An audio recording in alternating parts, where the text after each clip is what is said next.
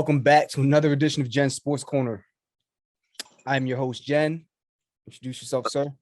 I'm your coach Ryan from Ryan Sportscast. Yes, sir, man. We're going to get into it. You already know what it is today. It's a happy, joyous day. I slept like a baby. Yeah, me too, man. You know, I was counting interceptions in my head, counting turnovers, counting all the memes that came out of that game last night between Dallas and the 49ers. All the 49ers fans out there, I want to tell y'all, congratulations. You did your job. You can go lose now, but you took care of the most important thing.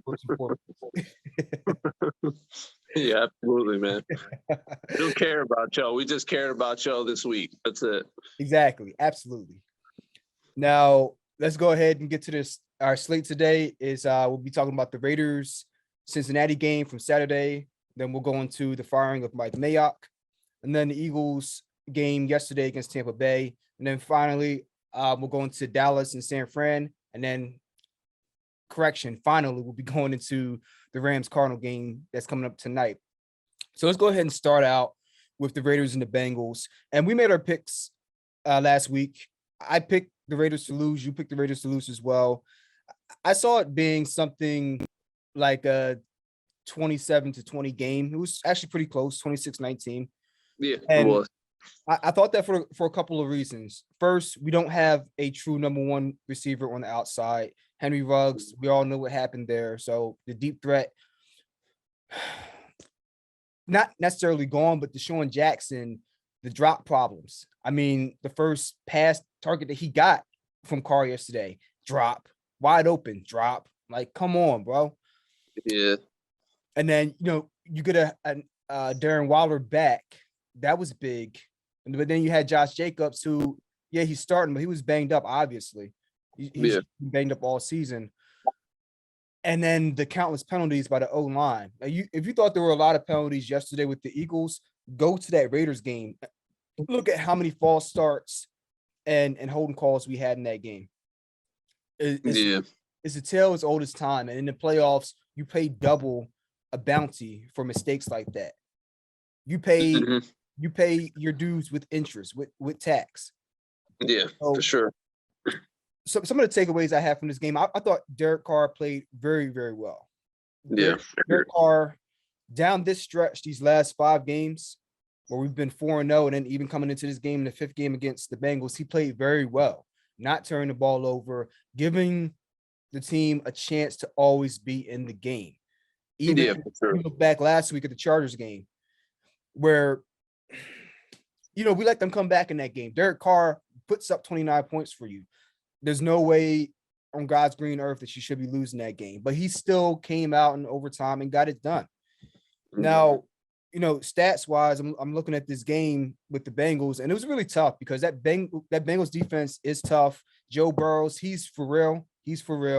They got a great quarterback in the making between Justin Herbert with the Chargers and Joe Burrow with the Bengals. They got it made. And then Jamar Chase, stud, flat out stud. And then you have Joe Mixon in that run game. They're giving me vibes of the Bengals from the 80s. Like, I see greatness on the horizon for this Bengals team. What say you, sir? Definitely. I totally agree. I didn't see much of the game, but I saw they almost made a nice little comeback and then fell short. But yeah, like when you got weapons like that, man, like it's hard to stop. When you got Joe Mixon running the ball, you got Jamar Chase, you got T. Higgins, and you got Burrow slinging it to him. Like, it's gonna be hard to stop, man. So that's one of the main reasons I saw the Raiders losing that game. It's just the matchup wasn't there for them, and I just didn't see, like you said, with Deshaun Jackson with the drops, losing Henry Ruggs. When you lose those type of weapons and you have this type of drops, it's going to come back and haunt you. And you have Darren Waller, and then outside of that, who you have? Zay Jones. Like, and that's it. It's like Zay Jones. I remember him with the Bills, 3rd round pick for the Bills, and the physical talent is there. He's fast, he's tall, he can jump, but he doesn't run routes well. He gets the drop C's, he got butterfingers, and he doesn't get separation because he hasn't perfected and polish the little nuances of route running. So, and he really played very well. He did. He came out of nowhere. He played very well. Completely the opposite of what I remember him, but still, he's not a number one. He would be a very good number two, a complimentary receiver, but he's not a number one receiver. Yeah. And when that's your guy, that's a problem. They don't have to double cover him. They can just bracket Waller and Hunter Renfrow, and that's what they did. So that was a big part of their game plan. They double covered Waller and definitely Renfrow on a lot of plays. Renfrow still went off, don't get me wrong, but they really did a good job of slowing him down and taking him out of the game to a certain extent. Yeah. And when I'm looking at this game here, you know, Carr had one interception, but we know that was the last play of the game on the last drive where he was trying to fit the ball into a tight window with 6 seconds left. He just had to throw the ball. It wasn't like anybody was open. So I don't knock him for that. But he 29 for 54, 310 yards, 1 touchdown for the majority of the game, 3 sacks, 28 yards. But the big thing that stood out was we had the 2 turnovers. Derek Carr had 1 fumble, and that's because it might have been the left tackle completely got destroyed by the defensive line, and it was a blindside sack, more or less. I'll put it like that. Yeah. And then Hunter Renfrow had a fumble. Those things cost you. They cost you because you look at the stat line. It's pretty similar for both teams. 15 passing. This is Raiders versus the Bengals. 15 passing first downs versus 14. Rushing first downs 4. First downs from penalties. We had 4 from penalties. Third down efficiency, pretty similar, almost 50% for both teams. Maybe like 45-ish. Total yards, 385 to 305, 308. Rushing yards, not too much difference there. Time of possession, damn near the same, but those 2 turnovers really cost you and put you in a position where you had to come back in that game. So, all in all, I like what they did. I like Pasaccio. He definitely really guided this team well considering the circumstances, and we had every shot to win this game, and little mistakes cost you, but I really like what they did in this game in terms of like the growth that I saw, and I think they'll be back next year. For sure. And hopefully they draft well, which brings me to our next point. The big firing today, Mike Mayock, gone. Finito, toast. Look, what are your feelings on that? Were you surprised? Not surprised? I was a little surprised, but at the same time, I really wasn't. It caught me off guard, I guess you can say, but I guess you, as a Raiders fan yourself, you probably saw it coming. But yeah, I was a little surprised, but not at the same time. What are your thoughts? I'm not surprised. He's done some good things personnel wise, but there's a lot of head scratching moves, especially in the draft. The big one that stands out is the Clelin Ferrell pick. Made no sense to me at the time. Yeah. With the either number 4 or number 6 overall pick, it made absolutely no sense drafting him. He's somebody that could have gone in the late first round, not the top 5 or top 10. That's a head scratcher, bro. I mean, you know, they got Josh Jacobs and Arnett. I mean, that's not his fault what happened with Arnett, but he got 2 other players later in the first round, yes. But that first one, that really set us back and made us have to go out and acquire talent up front. So we got fortunate with Max Crosby, who is before, I believe he was before Mike Mayock. Maybe not. I can't be sure about that, but he's made some head scratching personnel moves. So Alexa, my bad, bro. My Alexa timer. I had a timer set for my Alexa. You can go ahead there. Okay. Yeah. I'm going to look more into this, but am I surprised? No. Long story short. Yeah. So one thing I do know is I would do my best, unless you have a far superior option, Derek Carr has to be back next year. Yeah, absolutely. That, or they could go ahead and get Gannon out of retirement.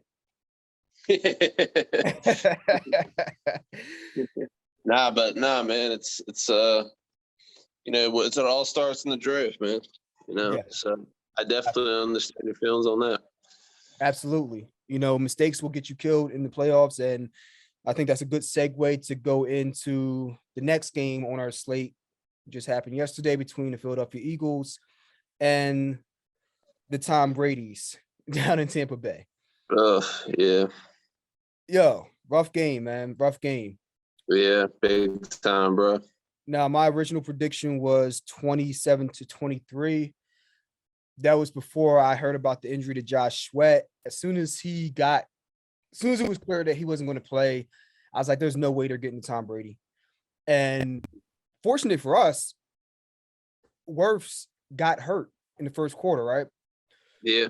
So up until that point, they couldn't get to him. And then once he got hurt, it was a revolving door. They really put pressure on him. And actually the defense, after that 17-point hole, and honestly, the offense kept putting them in bad field position, but they played pretty well. They played very well. There's no reason why the Buccaneers should have put up 31 points. Instead of it being, what was the score? It was 31-15. Yeah, instead of it being 31-0 at the time, at that point in time, it should have been no more. We should have put up at least 14 points on that Bay Buccaneer squad, and it should have been a 21-14 game at that point. There's no reason why they should have gotten those turnovers from Jalen Hurts. Very inaccurate, putting them in great field position. All the Jalen's are on watch today, man. Anybody named Jalen did not have a good game. Okay. And right. And we're about to come around to that. We're about to come around to that. My guy, you're. I know, bro. I'm feeling your pain right now. He's awful, bro. There's no reason he should be on an NFL team. Why is he still here, bro? Like, it's just that muff punt that he did and just cost. Oh man. And that was a huge momentum shift. Like, it really was once he fumbled that ball, bro. Like, he's so bad. Special teams, receiver, cut him, bro. If Howie Roseman does not, or someone does not cut this dude by it, like, in the offseason, I seriously, guys, I mean, I understand why, probably because of the cap hit, but they need to find a way, man. This guy is just trash. Like, I'll play devil's advocate. I don't think I don't think he's a horrible player. He's not a punt returner. He doesn't have the late speed. He's not an outside receiver, but I think that he would be very good in the slot with his short area quickness.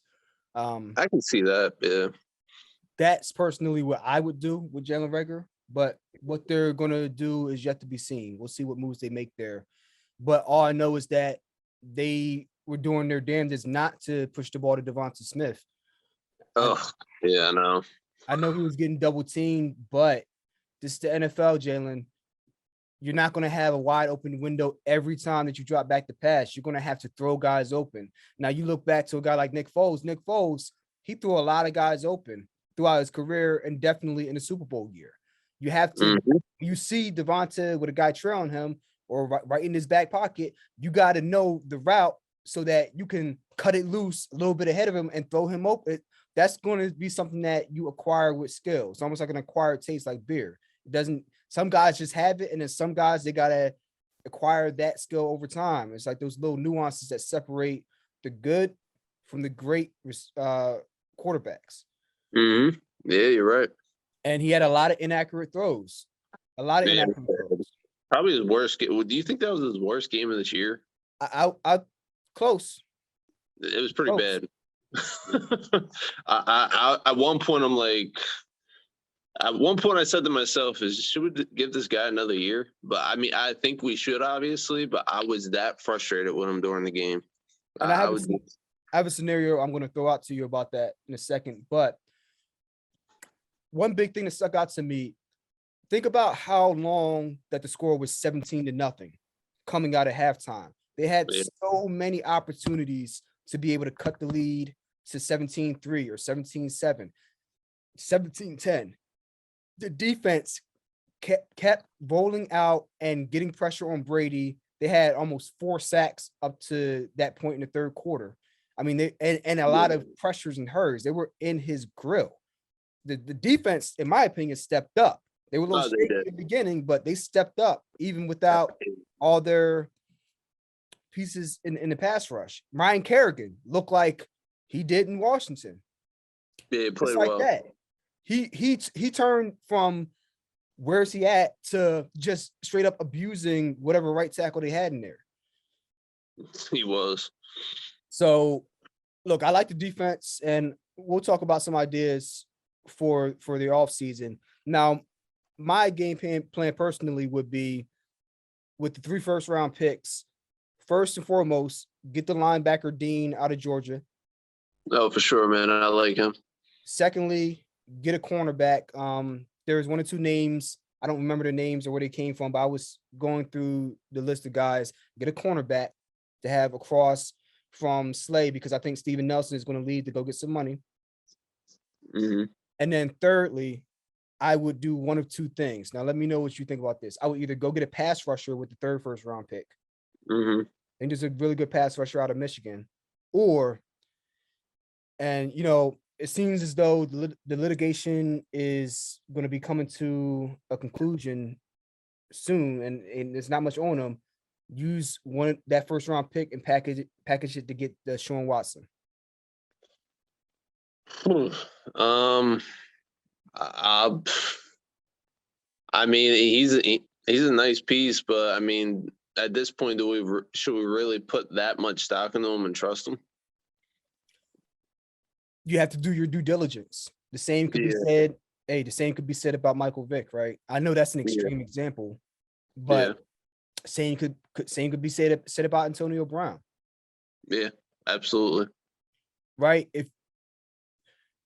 Here's the thing, and especially with the sensitivity of the subject matter at hand with Deshaun Watson, we as a society have to get out of this guilty until proven innocent, believe all women. No, I need to see you do the due diligence. And if it's true, he got to go. If it's not true, and a lot of people are going to get pissed off, the people who are throwing false accusations out should be punished in the same fashion. If he was going to get 5 years jail time for allegedly doing something and it came out to be false, you should get a certain amount of jail time for false accusation. Yeah. You know, the counter argument is, well, that's going to scare away victims from actually wanting to speak out. Well, you know what? There has to be a line in the middle somewhere, because people that falsely accuse others, they mess it up for the people who actually go through the shit. Mm-hmm. Right? Because they're going to actually look at the true victims as if they're crying wolf because Betty Sue and Sally lied about it too many times, right? Yeah. So from what I've surmised and gathered so far, the reports that I've read have said that there's not much traction behind the lawsuits that are being thrown at him. Mm-hmm. So it's looking like the Deshaun Watson sweepstakes is starting to heat up. They're getting a lot of phone calls. So, and you know they're going to blow that thing up because they just fired their head coach after 1 year like an idiot. That organization is so decrepit and rotten from the inside out. It's crazy. It's not even funny. It's bad, bro. But I could see Deshaun Watson being on the radar. And I was having this discussion with a friend where, no, don't get me wrong, I like Jalen Hurts. I think that you can develop him into a very good quarterback. And one of the arguments that was thrown out to me was that they would rather take the first round picks and build a really good team around Jalen Hurts, even if his ceiling isn't an A+ quarterback. Maybe his ceiling is an A- quarterback. But if we put or B+, but if we put all these pieces around him, then the sum of the parts will be greater than 1 or 2 individuals with a dearth of talent, right? Yeah. And my thing is that sounds good, but when you run into those teams that have that guy, not the guy, that guy, Aaron Rodgers, Pat Mahomes, Lamar Jackson, like where you just know they're going to get theirs. It's just about what you can do to try to contain them. You don't pass up on guys like that who are 27 years old, 20 years old in their prime in the hopes of developing somebody into something, in the hopes of developing somebody that you hope that Deshaun Watson is Jalen Hurts' ceiling. You're hoping that, right? At the very best case scenario. Oh, absolutely. And here's the thing. Maybe you lose a piece or two in acquiring Deshaun Watson that you wouldn't have in developing Hurts. But a guy like Deshaun Watson, his talent will supersede those two extra pieces you could have had. He makes up for it and more. We're not talking about maybe a Russell Wilson who's 32 and maybe the injuries are starting to pile up. I don't know. We're talking about Deshaun Watson. We're talking about a guy in his prime. That's like passing on a Randall Cunningham in his prime, right? Yeah. Would you go and if you had a young quarterback, second rounder, and you were developing him, whatever, let's say a Rodney P. I'm just throwing out a name, right? Rodney P was a very good quarterback. And let's say I'm going to put a team around Rodney P. Cool. That's fine. But if you have Randall Cunningham, you'd be an idiot not to go and acquire him. Because if Randall Cunningham actually had any type of line in front of him or a head coach who actually gave him a playbook instead of saying, here's 5 plays and run around for 4 quarters. Yeah. Hell, you saw what he did with Minnesota. Imagine if imagine if Minnesota had that when he was 30 or 31 as opposed to 37, right? It's like you don't. So that's just my opinion. What do you think about that? I just don't think that you pass on an opportunity like that just because it can be, you know what I mean?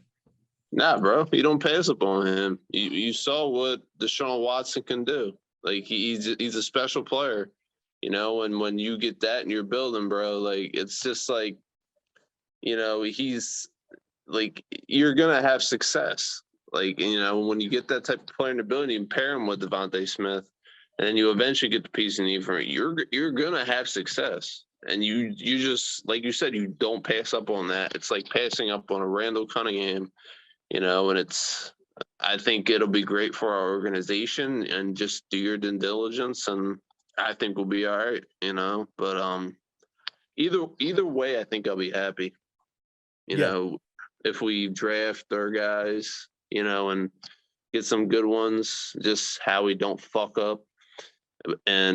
But if we get Deshaun Watson at the same time and they do their homework, I'll be happy.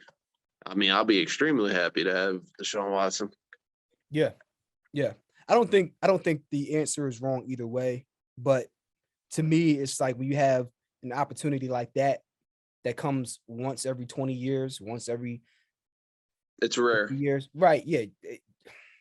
Like, no. We're happy with what we had. We're going to be very good at quarterback. No, like, that's like John Elway, 2-time Super Bowl champion, back-to-back Super Bowls. Went to the Super Bowl 5 times, 7 times, something like that. Yeah. All-time great, top 10 quarterback in my opinion. Oh, for sure. Became the GM of same said team in Mile High, right? Mm-hmm.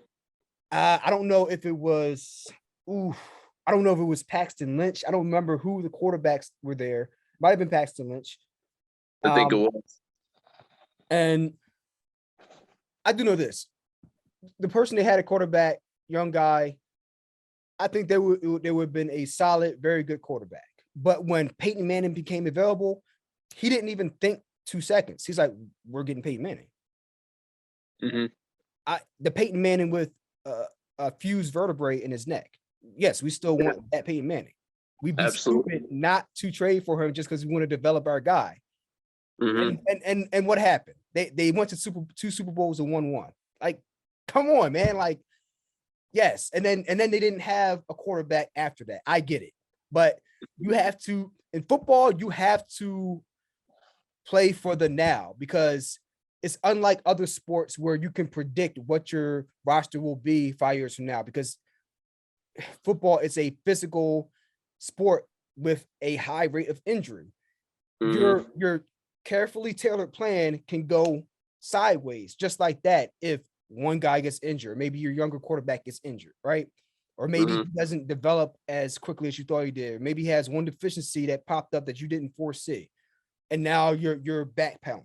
Instead of taking the all-time great quarterback when you had him right in your grasp and just being done with it. Yeah. And not just and this is different than the Broncos situation because it's not like a 3-year window like it was with Peyton Manning where you were trying to get the last vestiges of greatness. This guy, he's going to be around for the next 8 years, man. That is your future. It's like, yeah, go get him. If he's innocent, go get him. That's all I gotta say. Yeah, if they don't, then that's fine. I still think they can be very good. Like you said, Howie just has to draft well, not Howie it up this year. Hopefully, he learned his lesson. It seems like he learned his lesson with CeeDee Lamb. I think he's probably going to learn his lesson with Micah Parsons, right? Now, don't get me wrong. I wouldn't trade Micah Parsons for Devonta Smith. I get that. But I'm saying if they did not get Devonta Smith, they would have still passed on Micah Parsons just because they don't value that position.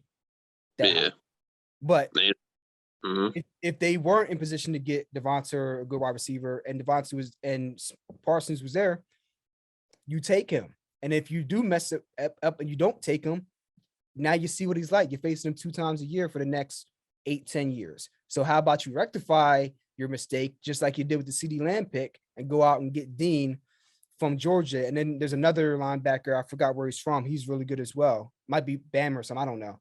But there's 2 linebackers out there that are really good. Get one, man. Yeah, we need one badly. Hell, you just played Tampa Bay. You see how much losing Levante David made to that defense, that run game. Yeah. He erases mistakes. Right? When I think Devin White, this other linebacker who's just, a NASCAR. He's a monster, bro.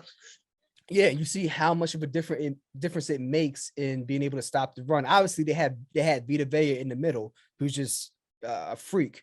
But the fact that they're able to have those linebackers hit the gap so quickly, read and react, and be able to go sideline to sideline, not only does it help you in the run game and on the perimeter, but it helps you against the intermediate pass game because they're able to run with tight ends, they're able to sit in zones and break on the ball quicker than most. So it changes the whole dynamic of your defense. So I just don't understand why, for the life of me, they cannot see how important linebacker is. It is, yeah. Look at the AFC North. How many rings do they got? They got a lot of them. You're talking about linebacker U over there with Pittsburgh, and then the community college with the Ravens that turned into a full university called linebacker U2. Come on. Yeah, exactly. Jack Lambert, Ray Lewis, Joey Porter, whatever. I could go down the list. It's Ryan Shazier before the injury. Bobby Wagner. Yeah. You have so many great linebackers there, and you see how great those defenses have been. You're talking about all-time great defenses, and the one common denominator is great linebackers. Everybody wants to push, this is a passing league, blah, blah, blah, blah. But guess what? When you have these teams that are strong up front and they run the ball, then all of a sudden, these light in the behind defenses, they get exposed, they get ran over, man. And then you're going to be scrambling to go to the draft next year to try to get bigger on the defensive line, get bigger linebackers who aren't like a $195, right? Try to get guys that are 220, 230, like bigger guys, right? So yeah, we'll see. But that's what I would do in the draft. That being said, let me stop rambling and let's get to what we really came to talk about. And that's those Dallas Cowgirls getting clapped yesterday. We all enjoyed it.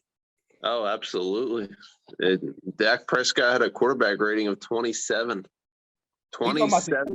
The GOAT had a QB rating of 27? Yeah, the GOAT had a quarterback rating of 27. You know, I heard a lot of talking about how the Cowboys were going to go to the Super Bowl this year, but all I heard yesterday was getting clapped. It was getting clapped. Well, they were getting clapped all right. Dak was getting clapped on his back.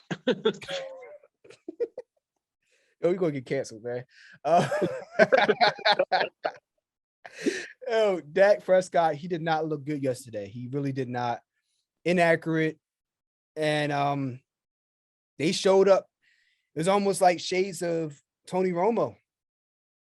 I felt like Tony Romo wasn't saying it, but he was probably having PTSD flashbacks of like all the moments in the playoffs where they just choked. Yeah, man. It boggles my mind when you have that much talent and you can't succeed. Like, you have CeeDee Lamb, and Amari Cooper, Ezekiel Elliott, Tony Pollard. Like, the list goes on. You have that O-line. You got Zach Martin. Like, you got that defense with Micah Parsons, and what's going on? Like, and then Dak's supposed to be this great quarterback. Yeah, okay, Ryan Leaf. Nah, he ain't that bad. But no. I saw Jimmy G slinging it though. Yeah, well, Jimmy G is better than Dak Prescott now. I don't think he is. He's not, but he damn sure had a better game. He did. It's just, I don't know. I feel like Dak doesn't show up in the big moments. And it's just, it's unfortunate for them, but it's very fortunate for us. So yes, it is. We'll be seeing them. Yeah, man. And that 49. See, so I did like the pick'em thing for ESPN. So I picked the Bengals and I picked the Buccaneers, but I picked the San Francisco 49ers for the upset. Yeah. I picked them for the upset because I thought they matched up very well. They did. A run-first team, ground and pound.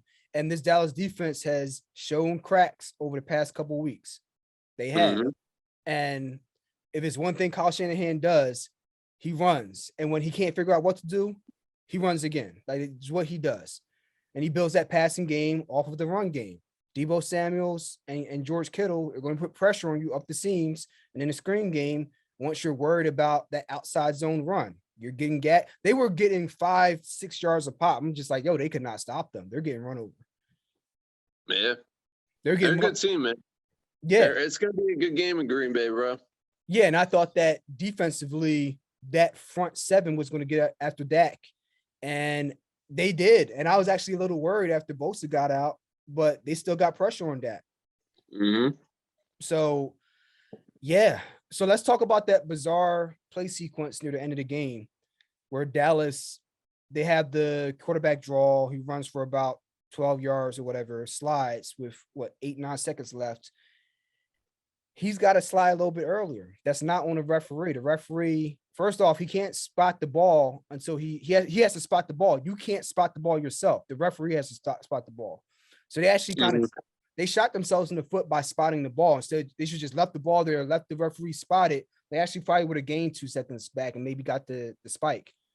Mm-hmm. What was your thoughts on the play call, the sequence, everything that happened? I mean, to be quite truthful, I thought the play call was kind of bad. Just you're drawing up a quarterback draw when you see how much time did they have left before he snapped that ball? They might have had about 14 seconds, 15 seconds. Yeah, I mean, to me, that's a bad play call because you have no timeouts and you're going to have to hurry back to the line. And, you got to think of the what ifs, like, like he got in the way of the ref. Oh, what if, he slides too soon or too late, and you can't. I just thought it was a very bad play call to do that. Yeah. But, I mean, I understand it. You got him some yards, but at the same time, look what happened. They cost themselves a game. Yeah, I'm torn on the play call, but one thing I didn't like was the way the 49ers were playing it. They gave up the first down marker. They went to the first down marker. They were just going to give them 5 yards a pop, and I was just like, why are you letting them march down the field? Mm-hmm. Like, but by the time they got on that play where they did the QB draw, they finally did what I thought they should have been doing. They came up 5 yards from the receiver, and they had defenders lined up on the sideline. So you're going to funnel everything to the middle. Mm-hmm. Like, why wouldn't you just do that from the get-go? Have 2 safeties over the top. Or you could play a cover 3. It's fine, right? And give them a little bit of space, but say, okay, we're not going to give you 10 yards a pop. We'll give you 5 yards here. You're going to run it out here, out there, 5 yards. Like, it's, and then we're going to start clamping down on the out routes. So that's what they should have done, right? Yeah. But he went 40 yards in like 2 plays or 3 plays or something stupid. I didn't. You're playing safe, but by trying to not lose, you're going to end up costing yourself the game. You're being overly cautious. That's the only thing prevent defense does is prevent you from winning, right? Good old saying. Exactly. Fortunately, the Cowboys bailed them out, but that was a bizarre ending to a game that the Cowboys were lucky to get back into. Yeah, I agree. But I mean, I'm gonna be honest, they didn't lose because of that ref. They lost because they got shit on. That's why they lost. Yeah. So, all's well that ends well. I thoroughly enjoyed watching that game. And as I wasn't even mad over the Eagles game, to be honest with you. Like, I was just happy to be there. But I was annoyed, very annoyed that they made so many mistakes. I expect them to make some mistakes. They're a young team. I get that. But they were making so many bonehead mistakes. I was like, what is this? And then the play calling too, man. What did you think of that? Yeah, I mean, it took them forever to get Devontae involved. And then, I understand them having Levante David active was huge for them. Yeah. Because look what it did against our run game. We couldn't do shit. I didn't have a problem with the play calling. I had a problem with Jalen Hurts being completely inaccurate. Being a bonehead. Yeah.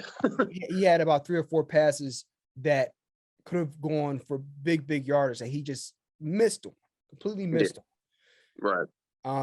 The interceptions and the turnovers are just added fuel to the fire, but he had a lot of passes that were just inaccurate, where it's just like there's nothing Devontae could have done on the play. There's one to Goddard that he missed badly on Goddard. Yeah. Another one that I can't remember who the wide receiver on. He missed them bad as well. So, but I think that they'll be able to clean a lot of those things up with his technique in the offseason. Yeah. But I don't know what Dallas is going to do. The line is not getting any younger. Connor Williams, he's a liability on that line. Tyron Smith, how many more years does he have? I don't know. So their line is not as good as it was 3, 4, 5 years ago. They're in quite a predicament there. And Amari Cooper, silent, man. Very, very quiet. Yeah. So I thoroughly enjoyed seeing them get the crap beat out of them. And it was a great day. It made everything better. I was so happy yesterday. I really was. I felt better. I toasted to it. I celebrated. We all did. Yeah, for sure, man. So, a fitting ending to a great weekend. And then the last game coming up tonight, Cardinals versus the Rams. I think this is the big game. This is going to be quite an interesting showdown. And this is another game where I'm picking the upset. I think the Cardinals are going to beat the Rams. Think so? Yeah. I like the Rams, truthfully. I mean, I like their defense. I can see the Cardinals winning too, but truthfully, I really like the Rams defense, and I like, not having D-Hop, and then, so I don't know, man. I like the Rams in this game, but I mean, you got Stafford who hasn't won a playoff game, so see how Kyler Murray shows up, man. It's going to be a good one. I think this might be the best game of this weekend. I think so. Yeah. That defense is legit for the Rams. I guess the reason why I'm going opposite of you is because Matt Stafford has been very shaky down the stretch with the interceptions. Yeah, he has. Yeah, I do agree with that. The Cardinals, they have been getting red hot these past 3 games. They're getting on a roll at the time you want to. So you're not going to run into the Cardinals of 3-4 weeks ago where Kyler Murray was looking a little shaky. I think that he's turning it up right now. And then lastly, it's a division game, and they had problems against the Cardinals. before, and I think they will again. I think that Cardinals defense is going to be on Matt Stafford's coattail. Yeah. J.J. Watt was just activated too. Oh, really? Yep. He's activated. Yeah. He's playing in there. Yeah, I think they're going to be on his head. And I think both defenses are going to be really good. I just think that Kyler Murray's legs are going to get him out of danger, and that's going to be the difference. Whereas Matt Stafford, he can move around, but he can't. He's going to get pressure one too many times, and I see some turnovers happening. Yeah, I agree. Definitely. Yeah, he's been a little sloppy, but yeah, I definitely agree. The Cardinals have been hot lately, so yeah, it's a game that can go either way for me. But I felt like the Rams, but hey, we'll see what happens.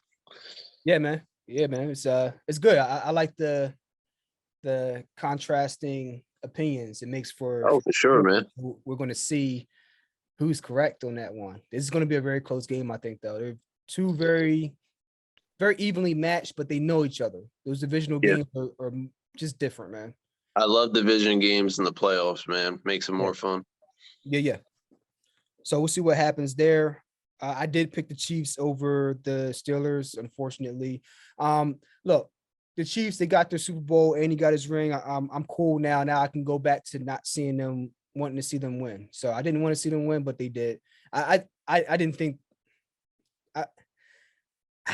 Did I pick the Steelers? I can't remember. I just thought it would be a much more competitive game than it was. Mm-hmm. I thought they were going to have serious problems with the Chiefs. I just thought that the Steelers defense was going to be more competitive, and it wasn't. So crazy game. How about Buffalo, man? Oh yeah, that's the other one. Oh yeah, I love their second of that, man. Buffalo, bro, they look hot, man. Yeah, they beat the fuck out of New England. Bro, I'm telling you, that's the team to watch out for. I really think they can give the Chiefs some problems, man. Oh yeah. I think if they match up against the Chiefs, I think they beat the Chiefs. Yeah, because they're playing the Chiefs this coming weekend. So yeah, I'm going to go with the Bills on that one. You going with the Bills? I like the way they match up because their defense is just a fortress. So they're not going to be getting these 40-yard bombs on them like they were over the Steelers. The Steelers are just, they're hurt, they're injured. They don't have the same weapons on defense as the Bills do. And then the Chiefs, they can't stop nobody. So the Bills going to roll on them, and then their defense is going to give up some points to Mahomes, but they're not going to be able to keep up with the Bills. Yeah.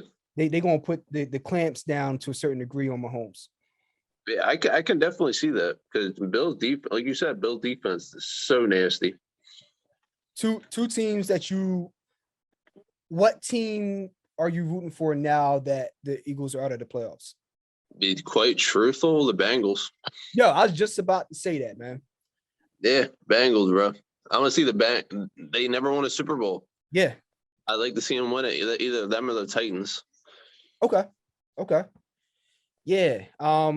So that's funny you say the Bengals, man. Like, I really like Joe Burrow, excuse me. And Lamar Chase. They're a good young team. I like the head coach. Like you said, they've never won anything, and they give me those vibes of the 80s Bengals with Boomer Esiason and whatnot. They will be soon. yeah, and I think they have a legitimate shot as a dark horse to get to the Super Bowl this year. Yeah, for sure. Yeah, because their defense is overrated and they are able to put up points in bunches. We'll just see if they're consistent enough against a really solid team. For sure. So them, and then there was another team that I was thinking about. Damn, who is it? Was it Titans? No, not Titans. Was it NFC or AFC? I gotta look and see who's in the playoffs. But there's another team that I wanted to see. It was the Bengals and okay. Oh yeah, Bengals, Bills. Right. Those are the two teams I would want to see win this year. Personally. I wouldn't mind the Bills either, truthfully. Yeah, Bills never won anything. I mean, they could exercise their demons possibly if they're able to do that. Yeah. I mean, that'd be fun. They would forget about those Jim Kelly teams the same way as we forgot about the 2004 Super Bowl after we got that win the second time around. Yes, sir. Obviously, I mean, we still remember, but it's like a fond memory. Like at least for me, I think more about how great that team was and we were finally able to come back and get revenge this time around against the same team. It's like now I can look back with fond memories and say, you know what, we didn't win, but it was a great team. I don't look back with anger and like my blood boiling anymore. You know what I mean? Same. Yeah. Yeah. So yeah. I think Bills Mafia can get it done. I like that they jump through tables. As a fan, light the table on fire and jump through it. And then the dildo on the field. They're degenerate, man. I heard about that. Yeah, Joe told me about that, bro. Yeah, man. I didn't even realize it. That was hilarious, man. I don't think I was watching the game at that point. Yeah, I didn't watch the game, but it was just so fitting. It's like you guys are doing them with no Vaseline, and then somebody throws a dildo on the foul.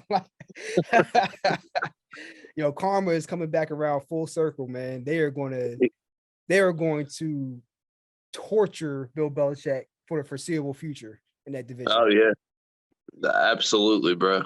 They really are. And they're only going to get better. I know Tom Brady was sitting back, just smiling, just rubbing his hands, just watching them just get run up and done up, man. He's like Darth Vader back there, bro. Like, they got run up and done up, boy.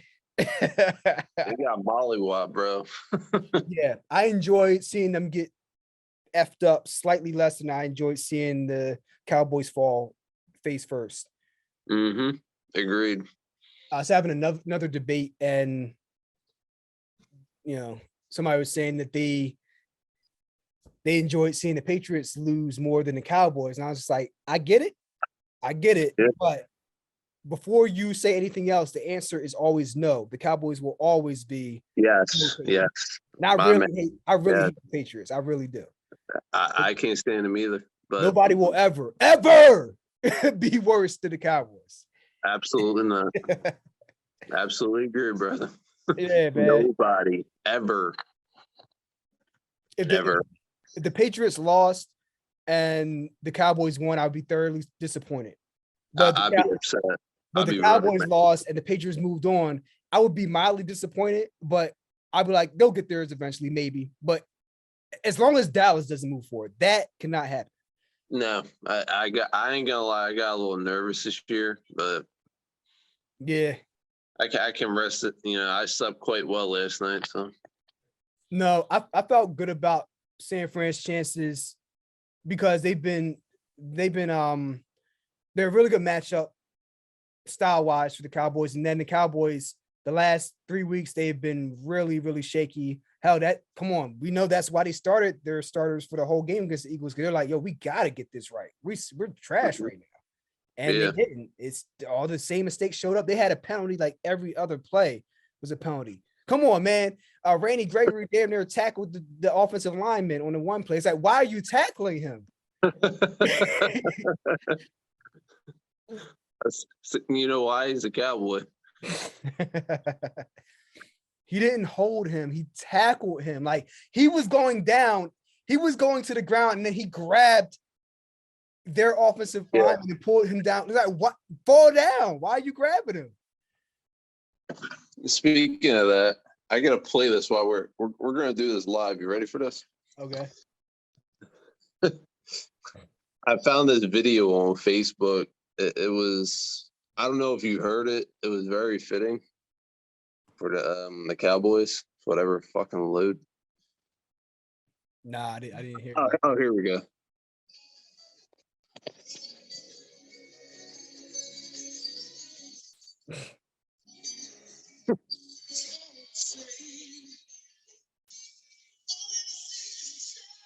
Good song.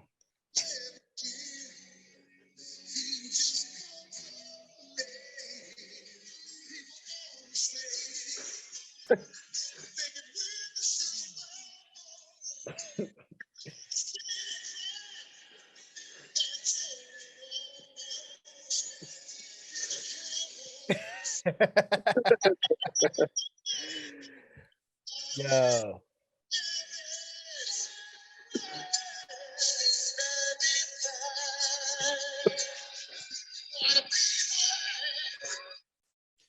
Yo, the internet is undefeated The only thing that was funnier than watching them lose was like all the still shots of them deadpan into the crowd, and you just seeing the one lady, she's a meme, the black lady, she's a meme. Yeah. And then every time I was like, oh, she's the meme for the night. And then something would top it like every other minute. Like there was like the other white chick, she's a meme. There's like the one of like the dude holding his girl and she's like crying. Yeah, it looked like her feelings was hurt. I'm like, damn, bro. I know. I saw people crying like they just lost their like boyfriend or something. Like after like 10 years. That was hilarious, bro. It brought my heart joy. It's like you see games of other teams, and obviously there's people in the crowd, they look distressed and like they're bummed out. But like the Cowboys fans, like they're different. They look like spoiled brats who like got their allowance money taken away. Like they just like pouting. Like they do, bro. Like you were so arrogant. Keep that same energy. Why are you looking like a puppy dog in the fourth quarter? No. You stick your chest out. Stay boastful. You don't go out and talk all this stuff, and then you get into the game, you're like, man, you hit too hard, man. Stop playing. It's like, no, man. Like you want to bring that energy, you gotta be able to take it, man. Yeah, bro. It's a joyous Monday. Now we can watch some football. Yes. That being said, I think it's a great episode. I hope everybody is enjoying the day off if they have it for MLK Day. The doctor made a lot of changes in this country, and hopefully his legacy is honored by our actions in the way that we carry ourselves moving forward. Agreed. Absolutely. That being said, thanks for tuning in. I'm your host, Jen, my co-host, Ryan. We're going to catch y'all next time, man. Catch y'all in the off season. Go Birds. Go Birds. Peace. Peace.